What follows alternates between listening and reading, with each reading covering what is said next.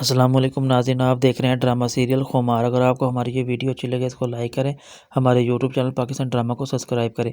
Faiz Jones होता है वो हरीम से काफ़ी ज़्यादा मोहब्बत और प्यार करता है, बल्कि वो ये कहता है कि मैं तुम्हें किसी भी कीमत पर खोना नहीं चाहता।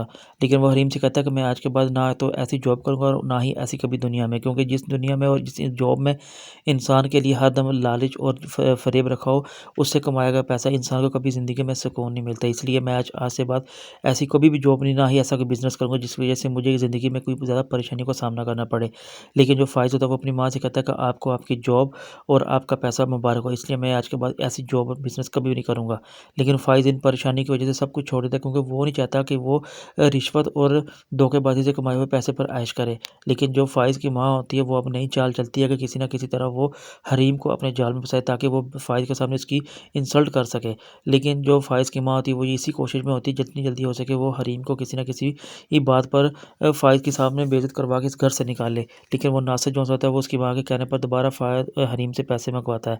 लेकिन जो हरीम होती है वो नासिर से कहती है कि मैं तुम्हें ये आखिरी बार ये रकम दे रही हूँ फ़ाइज़ के सुकून के लिए, और आज के बाद अगर तुमने मेरे से कॉन्टैक्ट करने की कोशिश की तो उसके मुझसे बुरा कोई नहीं होगा, इसलिए मैं तुम्हें आखिरी बार ये पैसे दे रही हूँ। लेकिन जो हरीम होती है वो ये सोच रही होती है कि अगर ये बातें फ़ाइज़ को पता चलेगी तो मेरे लिए बहुत सा मुश्किल का सामना करना पड़ेगा।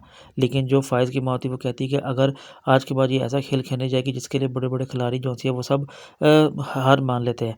लेकिन जो फ़ाइज़ की माँ है वो हरीम से कहती है कि मैंने जो तुम्हें पैसे पकड़वाए थे वो मुझे दे दो, ताकि इससे बिजली के बिल और मुलाज़िमों की तनख्वाह वगैरह देनी है सबके, अब टाइम हो चुका है, इसको मुझे रकम ला दो। लेकिन जो हरीम होती है वो कहती है कि मैं माफ़ी चाहती हूँ, वो रकम तो मेरे पास नहीं है। लेकिन जब ये बात फ़ाइज़ की माँ सुनती है तो वो कहती है क्या मतलब तुम्हारे कहने का, कि वो रकम फिर कहाँ गई? मैंने तुम्हें तो इसलिए दी थी कि तब वक़्त आने पर उसकी ज़रूरत पूरी की जाए। लेकिन जो फ़ाइज़ होता है जब ये बात हरीम के मुँह से सुनता है तो काफ़ी ज़्यादा हैरतज़दा हो जाता है।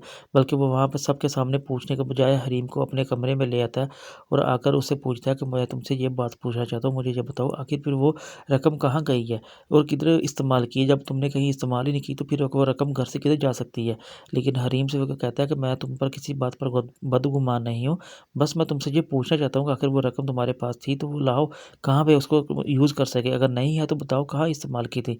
इस तरह की बातें जो फ़ाइज़ हरीम के साथ पूछा, लेकिन हरीम के पास ऐसा कोई जवाब नहीं होता जो वो फ़ाइज़ को बता सके कि वो रकम उसने कहाँ इस्तेमाल की।